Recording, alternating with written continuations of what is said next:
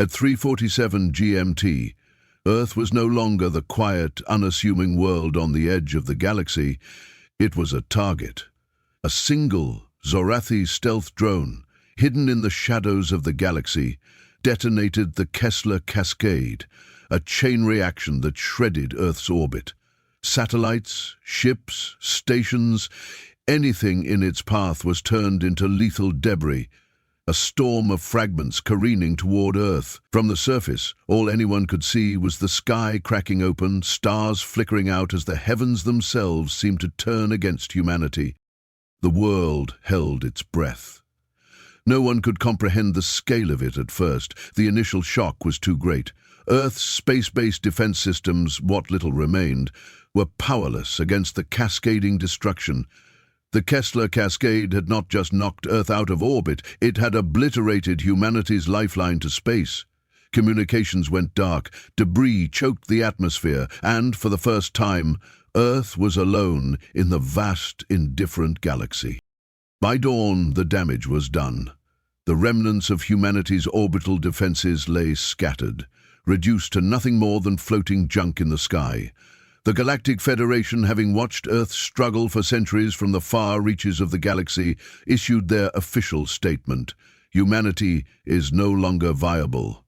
The Federation, with its technological supremacy, declared Earth a lost cause and abandoned the planet. But there was one human who refused to accept that fate. Captain Varric Holt sat in the control room of a deep space listening post, an ancient relic of a military system long since forgotten. The station was supposed to monitor asteroid fields, but now it was his lifeline. As Earth's orbital defenses disintegrated, Holt remained on the edge, the only man to survive the initial assault. The Federation had given up, but Holt never had. He wasn't going to let Earth die without a fight. He couldn't. Not after everything they'd built, not after what he knew was possible. Holt's mind raced through the chaos that was unfolding in front of him. Scans from his post had shown something alarming. The Zorathi had engineered the Kessler Cascade. It wasn't an accident, no random event. This was a deliberate act of war, a calculated attack to cripple humanity before it could ever respond. The Zorathi weren't just coming to conquer.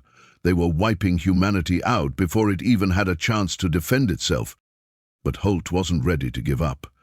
He'd spent years working in the shadow of his peers, laughed out of every room for daring to suggest that humanity might not be as fragile as the rest of the galaxy believed. The Federation, in their arrogance, had turned their backs on Earth, deeming humanity non-viable. The galaxy saw Earth as weak, insignificant, just a pale blue dot lost in the vast expanse of space. But Holt knew the truth. Humanity was more resilient than anyone thought.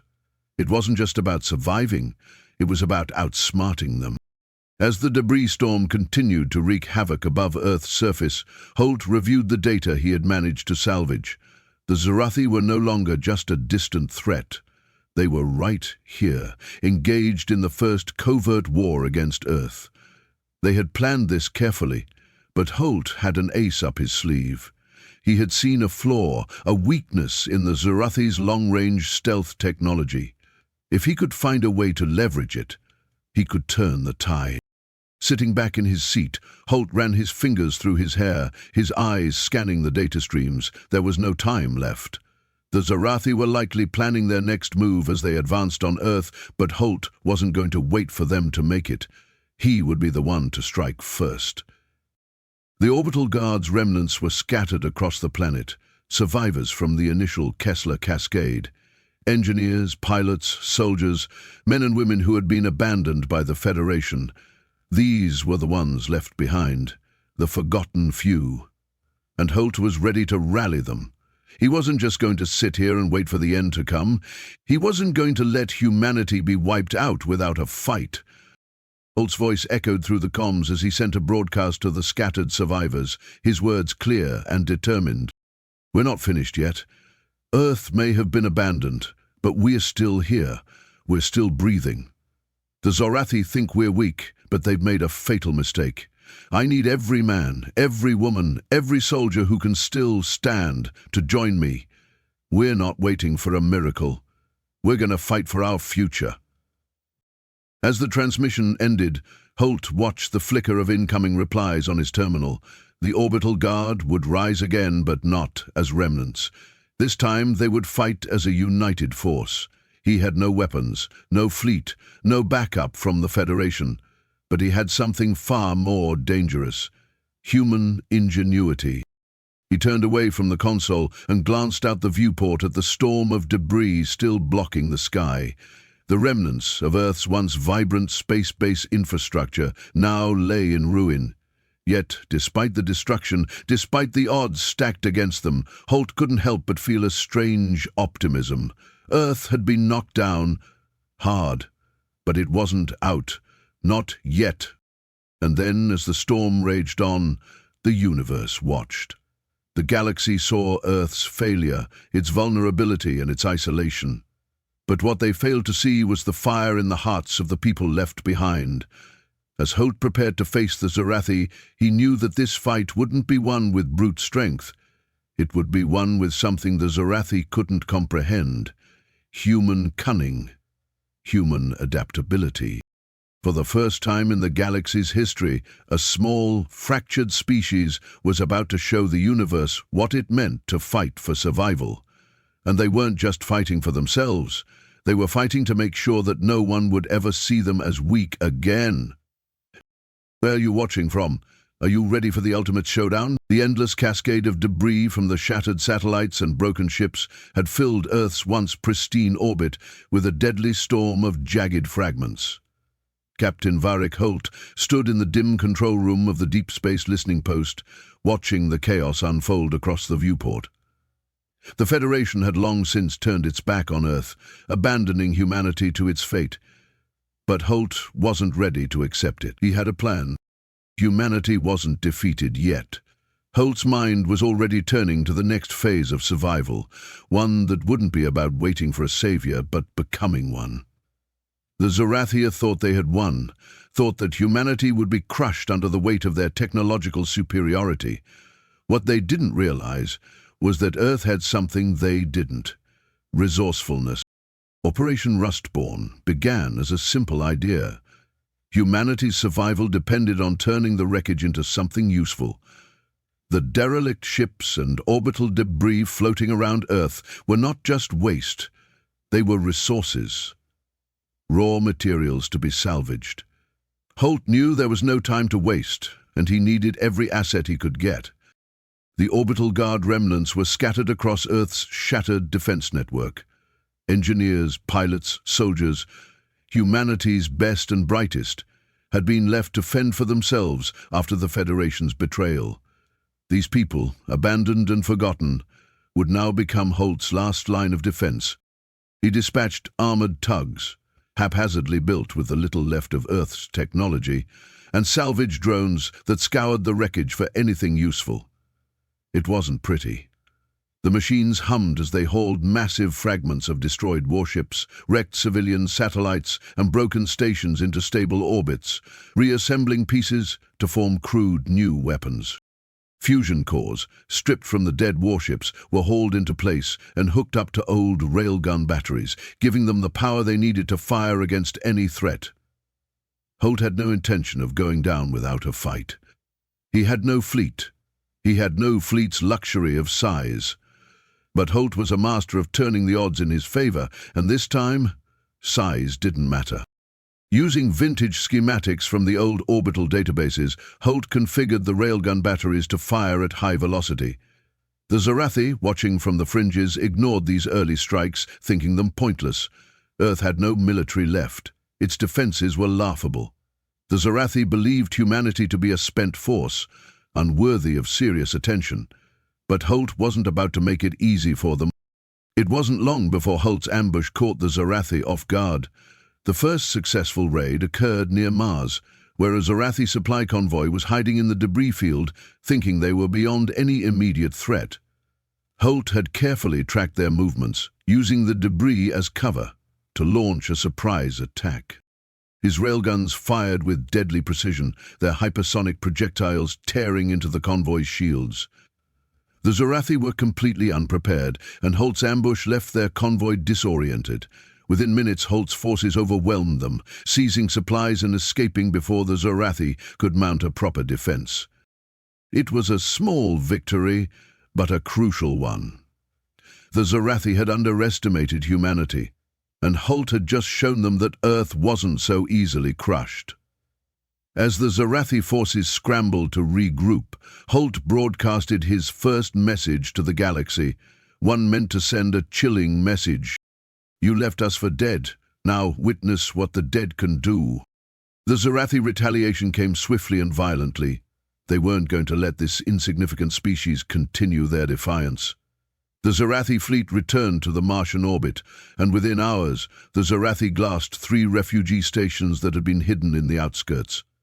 Whole colonies, civilians, scientists, and families who had escaped the initial devastation were turned to ash. The brutality was meant to send a message. Earth could be crushed, humanity could be wiped out. But Holt wasn't done. He had already planned his next move. He knew that retaliation from the Zorathi was inevitable, but he also knew they had underestimated human ingenuity. Holt had gathered intelligence from prisoners of war who had escaped during the initial attack. They had revealed crucial information. The Zorathi had a weakness. A maintenance hatch on their destroyers, a flaw in their design that had been overlooked by their engineers. With this information, Holt launched a mission to board one of the Zorathi destroyers that had survived the glassing of the refugee stations. He knew the odds were stacked against him, but if he could exploit the maintenance hatch, he could infiltrate their ship and retrieve critical blueprints. The Zorathi were experts at designing powerful weaponry, and Holt needed to learn everything he could about their technology. The mission was perilous. Holt and a small team of soldiers and engineers snuck aboard the Zorathi destroyer under the cover of debris and darkness. They navigated through the abandoned hallways, their footsteps muffled by the ship's mechanical hum. The maintenance hatch wasn't easy to locate, but eventually they found it, hidden behind a panel of thick, reinforced armor. Once inside, they found what they were looking for: shield-piercing torpedo schematics. The Zorathi had designed a new weapon, one capable of piercing even Earth's reinforced shields. But Holt had one thing they didn't: the intellect to adapt, to twist their technology against them. After acquiring the schematics, Holt's team exited the ship, leaving no trace behind. The Zorathi destroyer was left crippled, its systems compromised, and Holt's forces returned to their makeshift base. As Holt prepared for the next step in his campaign, he knew that the stakes had just risen. The Zorathi would retaliate, and Earth would face even greater danger.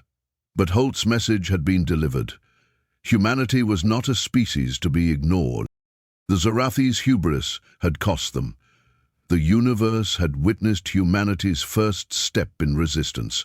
Holt and his team had shown them that Earth's fight was just beginning, and they would never be left for dead again.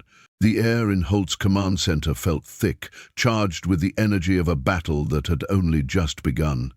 The Zorathi cleansing fleet was inbound. They had only one goal: to erase humanity once and for all. The remaining survivors of Earth's defense forces, now organized under Holt's command, were barely enough to make a dent in the incoming onslaught. The Zorathi, having already obliterated Earth's orbital defenses and most of its infrastructure, were now ready to finish what they had started. Holt knew the odds. He could see the incoming Zorathi fleet, their ships a brutal line of precision, an unstoppable wall of destruction, advancing toward Earth's atmosphere. From his station, Holt watched the screens flicker as the fleet's synchronization became clear. These were not just individual ships. They were a single entity, controlled as if one mind, moving with deadly accuracy and intent. They thought they had Earth cornered. The Zorathi ships, sleek and efficient, were capable of harnessing their strength, adapting quickly to their environment, and devastating anything in their path. Captain Varric Holt, however, had an understanding of their methods that no one else did. He wasn't just fighting with the remnants of Earth's military power, he was fighting with the mind of humanity. And that was something the Zorathi had never accounted for. The next few moments felt like they would be the last.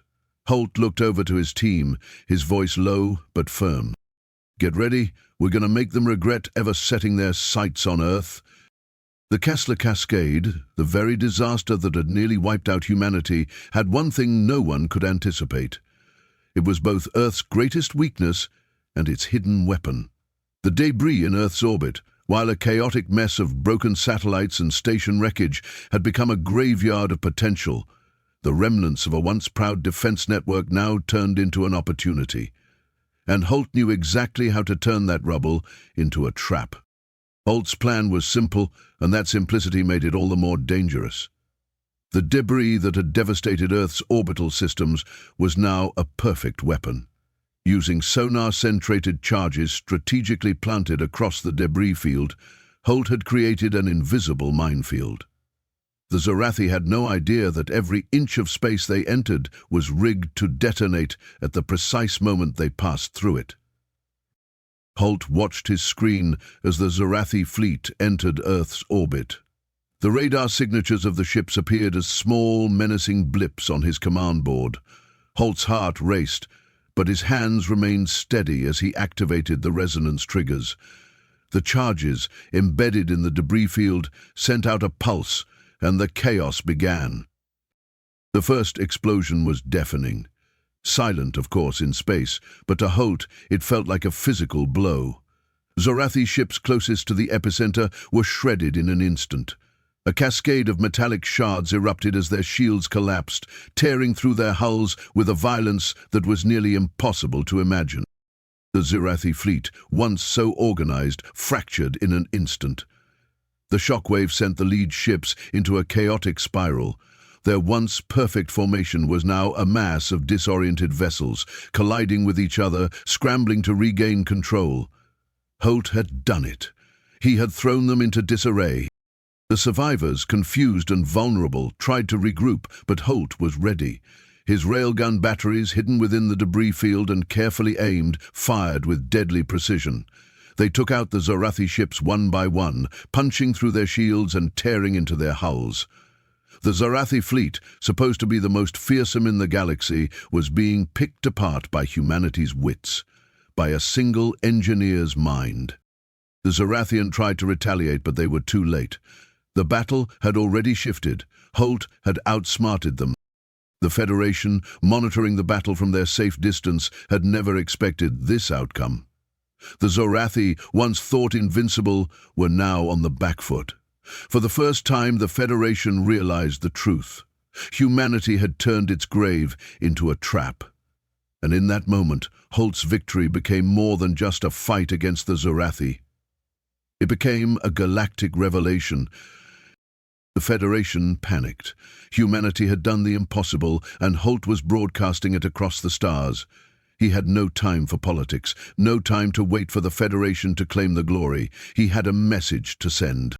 On the broadcast, Holt's voice cut through the chaos. "You left us for dead. Now, witness what the dead can do." It was a warning to anyone who had ever underestimated humanity. Holt wasn't just speaking to the Zorathi anymore. He was speaking to the galaxy. Humanity was no longer a fragile species. It was a species that could strike back when cornered. A species that could turn its losses into weapons. The broadcast echoed across the galaxy, reaching not just the Zorathi, but every empire that had watched Earth struggle from afar. They had underestimated humanity once. They would not make the same mistake again.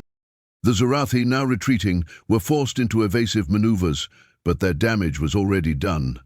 Their frontline forces, once the spearhead of their conquest, were now fractured and on the run. The Zorathi Dominion, so proud of its conquest, was now fighting for survival. They were not just facing Earth. They were facing a galaxy that was now beginning to wake up. Humanity had become more than just a surviving species. It had become a force in the galaxy. Holt had turned a disaster into a victory, showing the galaxy that humanity was no longer the underdog. The galaxy had learned that the dead can do more than survive. They can rise again, and when they do, they fight to win. As the Zorathia retreated, Holt watched the shattered fleet drift into space. It wasn't over.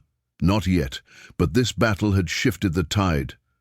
Holt knew the war wasn't finished, but the Zorathia had just learned what humanity was capable of. And that would echo across the galaxy for years to come. The Zorathi fleet was retreating, fractured, broken, and battered.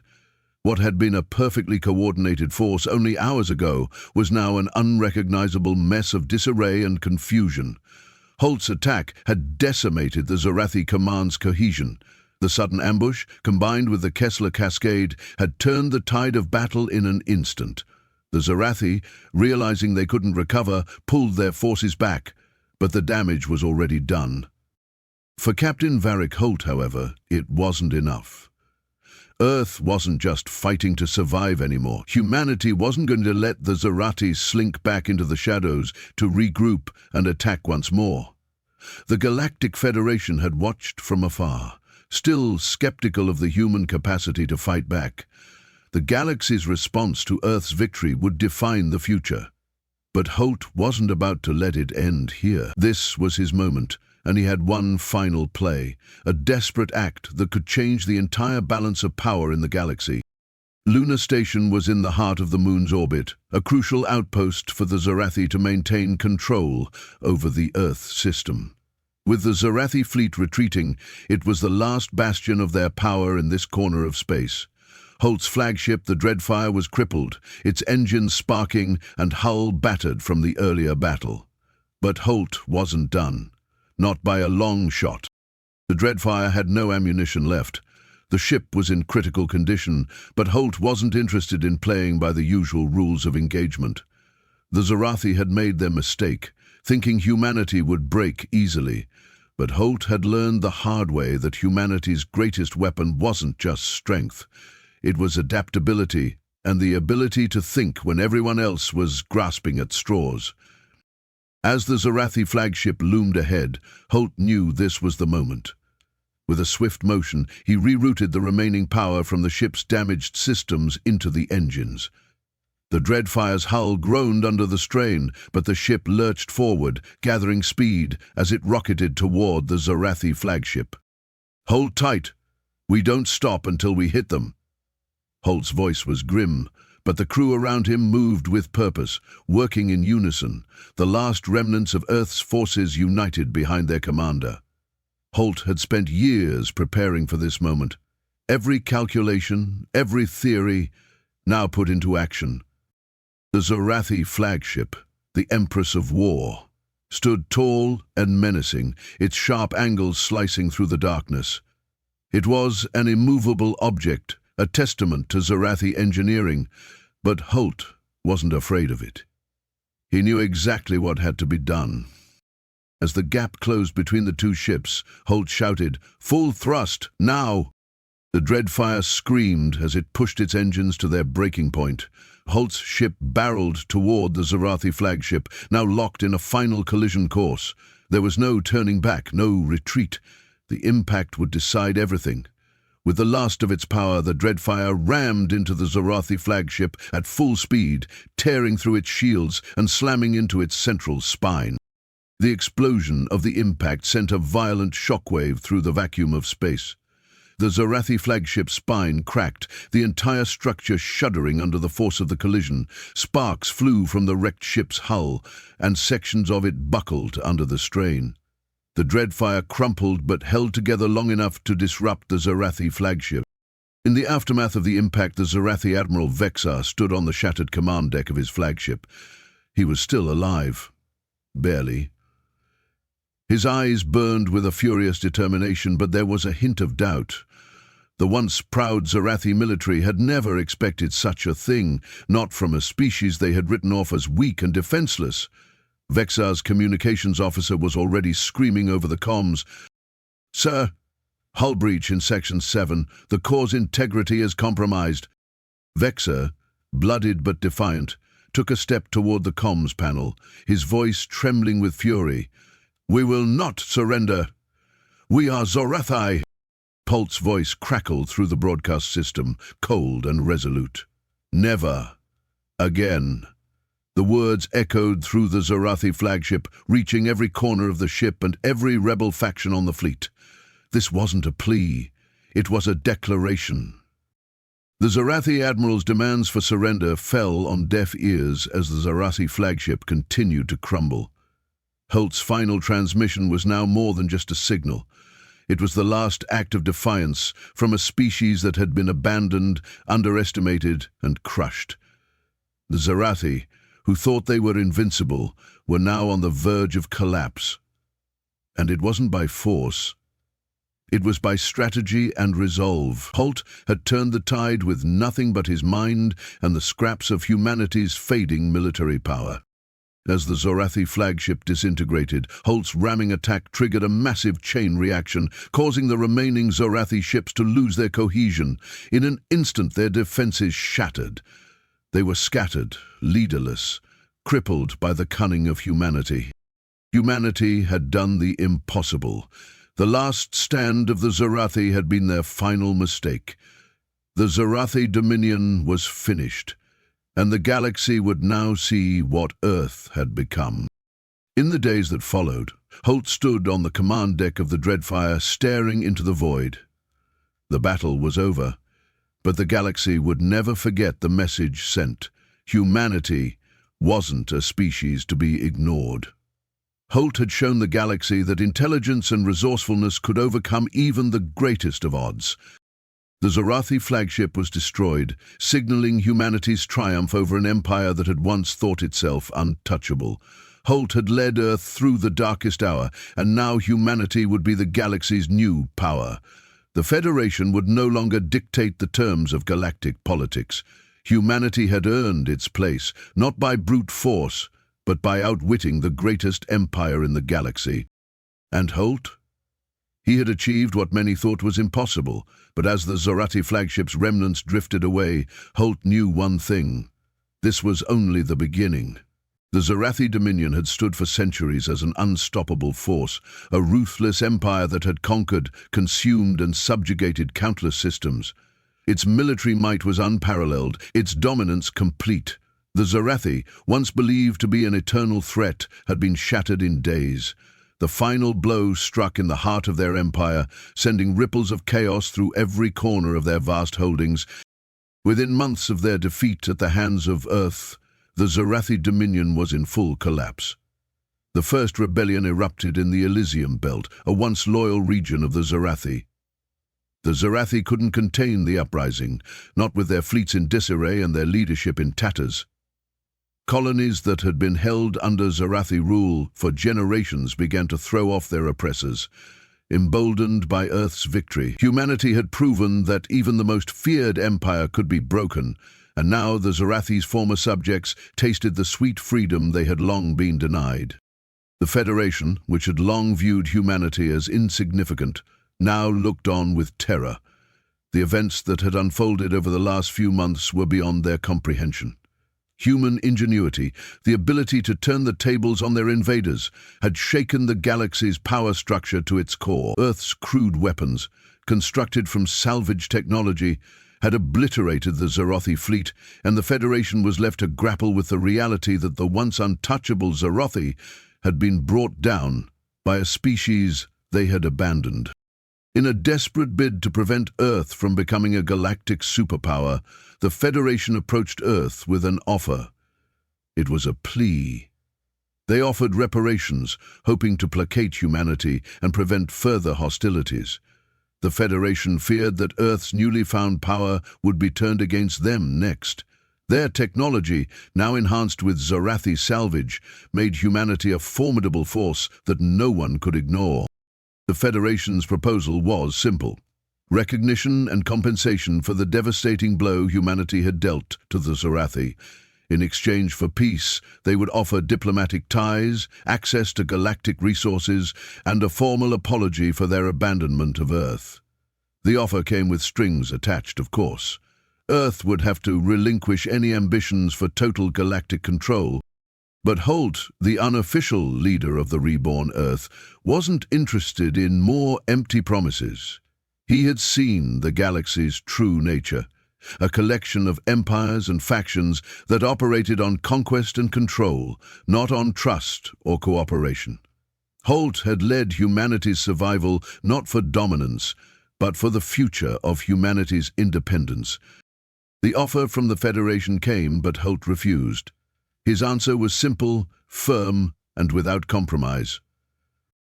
"I'll accept nothing that costs humanity its freedom," Holt said, his voice reverberating through the room. The Federation's envoy, taken aback, tried to persuade him. "You've proven yourselves," the diplomat said, almost pleading. "This is an opportunity for Earth to thrive, to join the galactic community." "I'm not interested in joining anyone's empire," Holt replied. "What we'll build is ours. We've been abandoned once, and it will not happen again." Instead of using the Zoratho technology for further aggression, Earth's newly formed military, now a galactic force, used their power as a shield, not a sword. The Federation had underestimated them, but Holt knew better than to seek revenge. Humanity didn't need to seek power over others. They had survived, and that survival was their greatest strength. Earth's new fleets, rebuilt from the wreckage of the Zorathi defeat, rose as peacekeepers. Railgun Commect warships, quantum-shielded destroyers and shield-piercing torpedoes were at the ready, not for conquest, but for ensuring that no one would ever challenge Earth's sovereignty again. Holt's forces manned the front lines, guarding humanity's peace, not seeking war, but ensuring Earth's place in the galaxy would never be threatened again. The Kessler Cascade, once a symbol of Earth's devastation, became something else entirely. Holt, the architect of humanity's survival, ordered the clearance of the debris field, but not to erase it. He wanted the Kessler debris to remain, not as a reminder of defeat, but as a monument to humanity's unlikeliest triumph. The storm that had once torn apart Earth's future would now stand as a symbol of their will to fight. The message was clear: break humanity, and we'll use the pieces as weapons. Every scrap of debris was a reminder of the Zorathi's mistake. The galaxy had once thought of Earth as a fragile species. Now, the galaxy would understand the cost of underestimating Earth. Humanity had proven it could turn devastation into strength, and that would not be forgotten. In the wake of the Zorathi's collapse, the galactic powers began to re-examine their attitudes toward Earth. No longer was humanity the weakling at the edge of the universe. They had become a force, one that not only survived against an overwhelming enemy, but had turned that very enemy's arrogance into their ultimate weapon. The message sent by Holt and his forces was heard across the galaxy. But as Earth's fleets grew stronger, Holt's legacy was solidified. Not in the conquests or the treaties, but in the freedom Earth would never give up. Humanity had fought back, had risen from the ashes, and now stood ready to shape its future on its own terms. The Zorathi dominion had been broken, and humanity's place in the stars was secure. The devastation left by the Zorathi still lingered in the cold emptiness of space, but it had also left humanity with something else: an opportunity. The Kessler Cascade had almost wiped out Earth, but in its wake, the willingness to survive burned hotter than ever. Captain Varric Holt's victory was just the beginning. Earth now faced the arduous task of rebuilding, a task that would require not only technology, but the resolve of its people. Rebuilding wasn't a simple task. The Zorathi had left Earth's space in tatters, its infrastructure shattered. But in the wreckage of their fallen empire, humanity found new hope. The derelict ships of the Zorathi fleet, their advanced tech, and the wreckage of countless destroyed warships became the foundation of humanity's reconstruction. Earth's engineers, soldiers, and survivors worked tirelessly, often under extreme conditions, to salvage and repurpose Zorathi technology. The fusion cores, quantum drives, and plasma cannons they recovered weren't just relics, they were the tools of Earth's future. Humanity's new warships began to take shape, built not just for defense, but to ensure that Earth would never again be vulnerable to the kind of attack that had once brought them to the brink of extinction. The new fleets were a blend of Zorathi tech and humanity's own ingenuity. Railguns, shield-piercing torpedoes, and hardened hulls designed to withstand even the most intense bombardments took form in Earth's once-defunct shipyards. What had once been a broken, disorganized defense force was now an advanced, well-oiled military machine, capable of projecting power far beyond Earth's orbit. In the eyes of many, Earth had become a major player in the galaxy. The Federation, which had once viewed humanity as fragile and insignificant, now saw Earth's technological advancements as a direct threat. As Earth rebuilt, their influence began to spread. Their new ships, armed with Zorathi weapons, became the cornerstone of their growing influence. The Federation, still recovering from the Zorathi's collapse, watched with growing unease. Earth had proven it could defend itself. Not just survive, but fight back and win. The once rigid balance of power had shifted in humanity's favor, and the Federation now found itself forced to reevaluate its stance. Earth's military capabilities, now enhanced by Zorathi technology, made the Federation realize that they had misjudged humanity. In a bid to ensure no future invasions, the Federation began to adapt. New defensive doctrines were developed, designed to counteract humanity's new edge. The Federation's leaders watched humanity closely, wondering if Earth would seek vengeance or use its newfound strength for galactic peace. But Holt, humanity's unofficial leader, had a different vision. Rather than conquer, he pushed for a new doctrine, a doctrine focused on peacekeeping, diplomacy, and mutual defense. His leadership was focused not on expansion, but on ensuring humanity's place among the stars, without resorting to the same violent tactics that the Zorathi had used. He demanded that the Federation dismantle its own WMD stockpiles, ensuring that no other empire would again have the power to destroy civilizations with the push of a button. This new humanitarian approach would define Earth's role in the galaxy. It wasn't about becoming the dominant force in the universe. It was about ensuring that no other species would have the same opportunity to be destroyed by brute force. The Federation's leaders were wary, but they saw the truth in Holt's vision. The galaxy had learned a valuable lesson. Humanity had the will to fight, but they also had the wisdom to fight for something more than just dominance. As humanity's fleets grew stronger and more respected, Earth's role in the galactic politics shifted. Once viewed as fragile and expendable, humanity had now become a force to be reckoned with. The Varine, Zorathi, and other galactic powers had learned the hard way that Earth was no longer a mere footnote in the history of the universe. Diplomatic delegations from across the galaxy began arriving, seeking alliances and trade agreements. The Galactic Council, made up of species from across the stars, now had to include Earth in their deliberations. Earth was no longer just a backwater world. It had proven itself as a strategic and technological powerhouse, capable of turning the tables on the most powerful empires in the galaxy. Earth used its new influence to broker alliances with former Zorathi enemies, species that had once been crushed under the weight of the Zorathi's rule. These former adversaries saw in Earth a kindred spirit, a species that had fought back from the brink and risen stronger, much like their own people. Earth became a symbol of hope for the oppressed, a testament to the fact that no matter how impossible the odds, a species could fight back. Amidst all this change, one thing remained constant: Captain Varric Holt's legacy.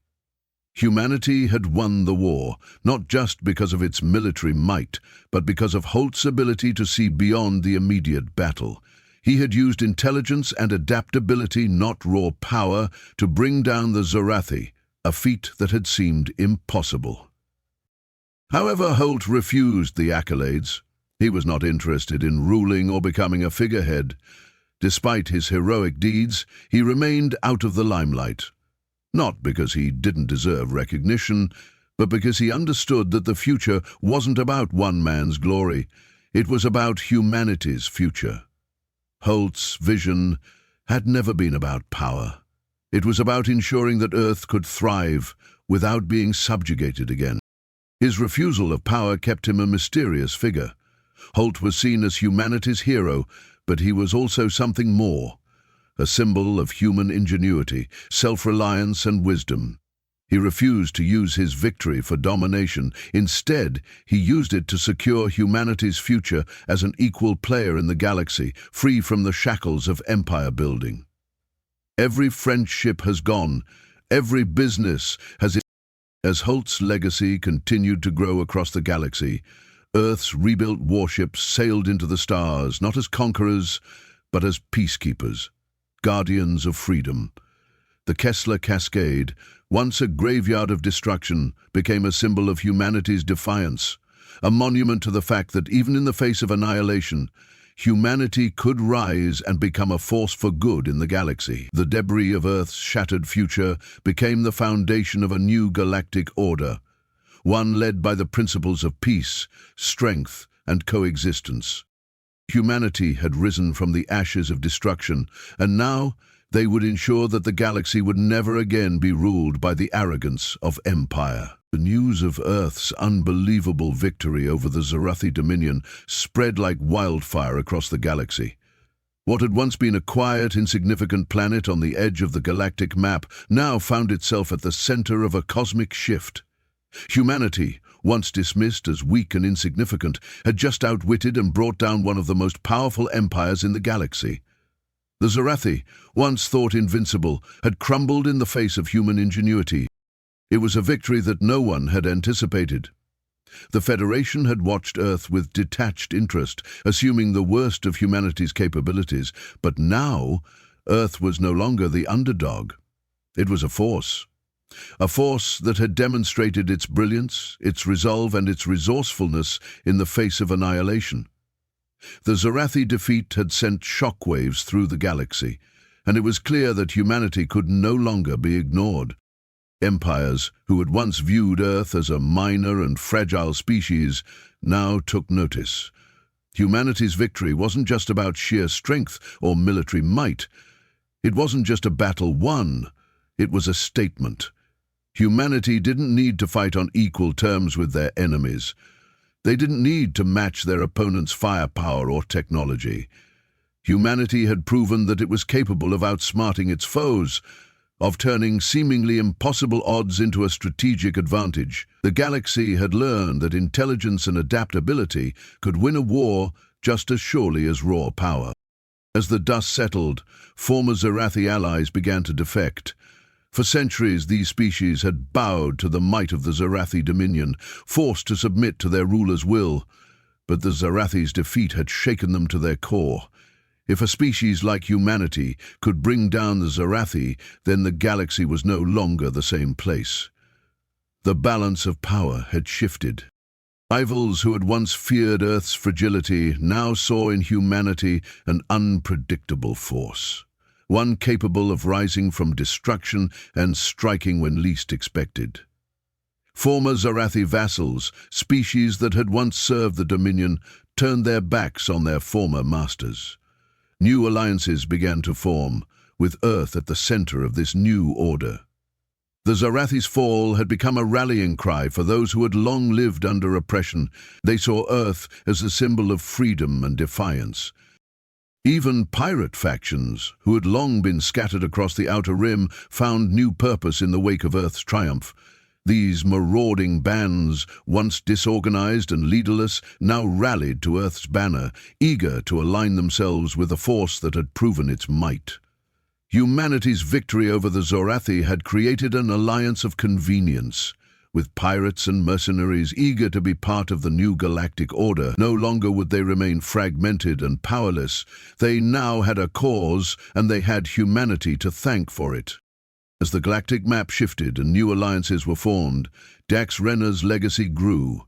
The man who had single-handedly turned the tide of war was now seen not just as a military leader, but as a symbol of humanity's resilience and ingenuity. His discovery of the Zorathi Flaw, the one key that had allowed Earth to rise from the ashes of the Kessler Cascade, had forever changed the galaxy's understanding of humanity. But Dax wasn't interested in fame or power. He had never fought for recognition. His victory wasn't in the defeat of the Zorathi, it was in showing the galaxy that humanity didn't need to follow the rules of their enemies. Humanity didn't need to be equal to the powers of the galaxy, they just needed to be smarter.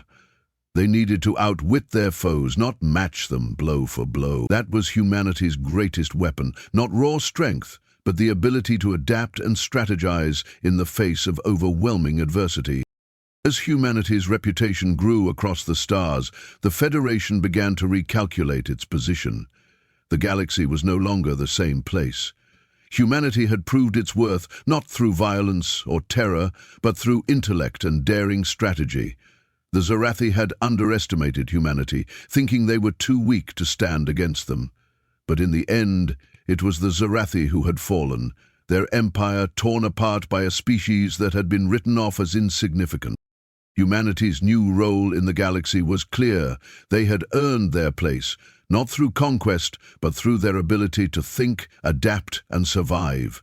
The galaxy would now look at Earth, not with condescension, but with a measure of respect. In the days following Earth's victory, the new alliances began to take shape. Zorathi defectors and former adversaries made overtures to Earth, offering trade, resources, and mutual defense pacts. Humanity's position in the galaxy was no longer tenuous, it was secure. No one would dare challenge Earth again, and humanity would no longer be pushed to the edge of extinction. Pirate groups who had once been feared across the galaxy as chaotic, dangerous entities now aligned themselves with Earth's growing forces, seeing in them a chance for new opportunities. The Zorathi had taught them all a lesson in underestimation, and now those who had once lurked in the shadows sought to be part of the new galactic order that was forming, one where humanity was at the helm. Humanity had shown the galaxy that it was more than just a species fighting for survival, it was a species fighting to win, and that was a lesson the galaxy would never forget. As the galaxy's political landscape shifted, Earth's newfound power was more than just military might, it was a statement. Humanity had come from the brink of extinction, had been abandoned by its supposed allies, and yet still found a way to turn the tides in its favor. Humanity was no longer the underdog. It was the one in control. The Zorathi had fallen, but their legacy lived on, not as a warning to Earth, but as a testament to what happens when you underestimate humanity. Now, humanity was writing its own future, no longer waiting for anyone to tell them their place in the stars. The galaxy watched as Earth stood tall, no longer as a forgotten planet on the edge of space, but as a major power, and the message humanity sent was clear: never again would they be left for dead. The Vereen dominion had crumbled into the void, its once unbreakable empire shattered by a single species that refused to die. The Zorathi, too, had fallen, their hubris and arrogance undone by the very people they had deemed fragile and insignificant. The galaxy, once held together by the iron grip of these two colossal forces, was now in a state of flux. The balance of power had shifted, and a new force had emerged, one that the galaxy had long overlooked. Earth, once abandoned, left to wither and fall under the weight of the Kessler Cascade, had transformed.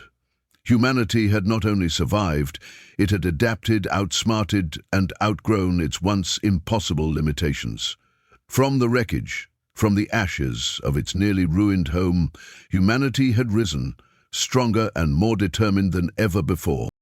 The galactic powers that once had seen Earth as nothing more than a forgotten planet on the edge of the universe now watched in awe as humanity cemented its place as a dominant force. The Zorathi and Vereen had left behind a vacuum in galactic power, and Earth, with its newfound alliances and advanced technology, had filled that void. Earth's new fleet, now comprising salvaged Zorathi tech, advanced railguns and weaponry derived from human ingenuity, became a symbol of strength and peacekeeping. Humanity's forces, once remnants of a devastated world, now stood as the galaxy's most formidable peacekeepers, holding together a fragile balance of power. But it wasn't just their military power that earned respect. It was their diplomatic prowess. Humanity understood that true power didn't come from the ability to destroy. It came from the ability to negotiate and coexist. New alliances began to form, not out of fear, but out of mutual respect. Earth's once crippled economy was now a driving force in the galaxy. The trade routes that had once bypassed Earth were now a vibrant exchange of resources, technology, and knowledge. Former Zorathi enemies, who had long been silenced and oppressed, now found new purpose as allies of humanity. The pirates who had once raided Earth's colonies now found themselves drawn to humanity's banner, joining the new order not as scavengers, but as partners. Humanity had gone from the brink of extinction to becoming the galactic hub. No longer were they looked down upon. They were seen as the keystone, the central pillar that held everything together. The Federation, once hesitant to engage with Earth, now found itself seeking Earth's approval in galactic matters, eager to secure the influence of this now unstoppable force. Holt's legacy, the man who had led humanity from the depth of despair to the pinnacle of galactic influence, was woven into the fabric of history. The galaxy had watched as Holt had outsmarted and outmaneuvered an empire that was thought unbeatable. His refusal to seek power, his dedication to humanity's survival, and his willingness to sacrifice everything had made him a hero. But to Holt, the real victory wasn't in becoming a ruler. It was in ensuring humanity's freedom. His name would be spoken with reverence in the councils of the galaxy, not as a conqueror, but as a leader who saw beyond the war. Humanity's message to the stars was now clear. Never again would they be left for dead. The galaxy had seen them as weak, but now they saw the true strength of Earth. The strength to rise, to adapt, and to conquer not with weapons alone, but with strategy, intelligence, and unity. Humanity would not just survive in the galaxy, they would dominate it. The Federation had once viewed Earth's fragility as a weakness. They were wrong. The Zorathi, who had built their empire on oppression and arrogance, were now no more, and the Varine, who thought themselves invincible, had been brought low by a species they thought unworthy of their attention. The legacy of humanity's victory was not just in the defeat of its enemies, but in its resilience, its ability to adapt and innovate. Earth had learned that no matter how strong the foe, no matter how impossible the odds, humanity could find a way to overcome. As the galaxy looked to the future, Earth stood at the center of it. No longer an outcast, no longer a forgotten world. Earth's new fleet patrolled the stars, not as conquerors, but as guardians, ensuring that no one would ever again think of humanity as weak. They had shown the galaxy the cost of underestimating Earth. The stars belonged to humanity, and no one would take them away. Holt's final message to the galaxy, his last broadcast, was simple but carried the weight of a new era. Never again. Humanity had gone from being left for dead to becoming the dominant force in the galaxy. The future was theirs. What do you think humanity's future holds after their victory? Do you believe Earth will continue to rise as a galactic power, or will new challenges emerge? Drop your thoughts in the comments below, and don't forget to hit subscribe for more thrilling HFY stories like this one.